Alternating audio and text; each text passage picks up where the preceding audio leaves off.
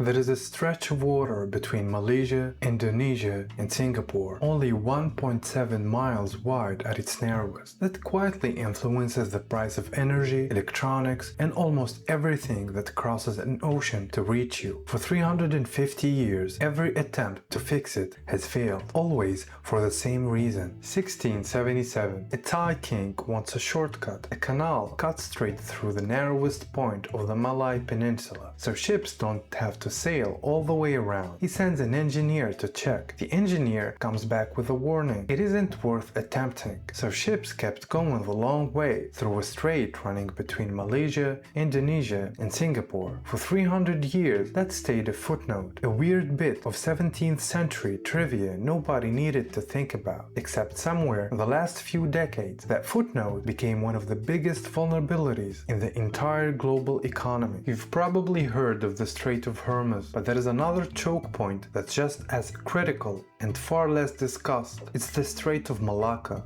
At its narrowest, Malacca is 1.7 miles across. Nearly a quarter of the world's maritime trade passes through that gap. Estimates vary by methodology. Every day, hundreds of ships squeeze through this narrow corridor, one after another, block it for even a few days, and there is no real backup route. Ships would have to go thousands of miles out of their way around the Indonesian archipelago, adding days, sometimes weeks, to supply chains already running on tight schedules. And roughly 80% of the oil China imports, the fuel running the world's second largest economy, comes through the same gap. Here's the part that surprised me. China has known about this exact weakness for over 20 years and said so out loud. In 2003, then President Hu Jintao stood in front of senior party officials and admitted it. He called it the Malacca Dilemma, the fear that outside powers could exploit China's dependence on this maritime route. Nobody in that room needed him to spell out which powers he meant. Governments rarely admit their own weak points this plainly. China did, and then spent 2 decades trying to undo it. So if China's known about this since 2003, why hasn't anyone actually fixed it? Turns out they've tried 3 times. First attempt,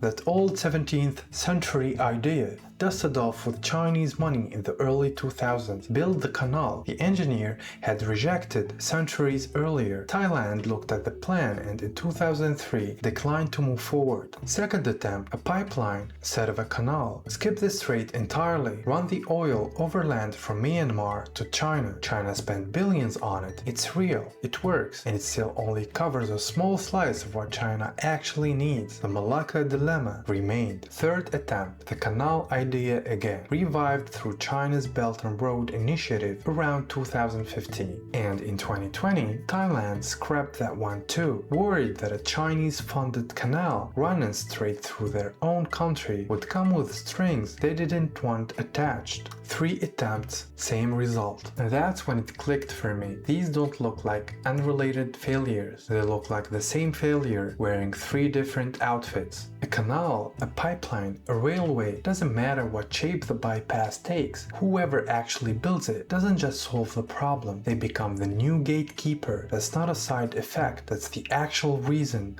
none of these projects ever fully succeeded. And that same dilemma is playing out again today. Thailand's latest plan isn't a canal at all. It's a roughly $30 billion overland land bridge, ports and rail and highway cutting across the same isthmus that engineers surveyed in 1677. Thailand's own transport minister said the quiet part out loud. Controlling the transport route, he said, is an advantage right now. Singapore, meanwhile, sits at the center of it all. The port thrives specifically because of the current setup, and it's invested heavily in keeping that system stable. Not everyone sees this as fragile, to be fair. Some analysts point out that the strait has survived wars, piracy, waves, and decades of tension without ever actually shutting down. Proof, they'd argue, the system holds up better than it looks on paper. So maybe that engineer in 1677 wasn't wrong about the moment. He said it wasn't worth attempting. Centuries later, it's worth $30 billion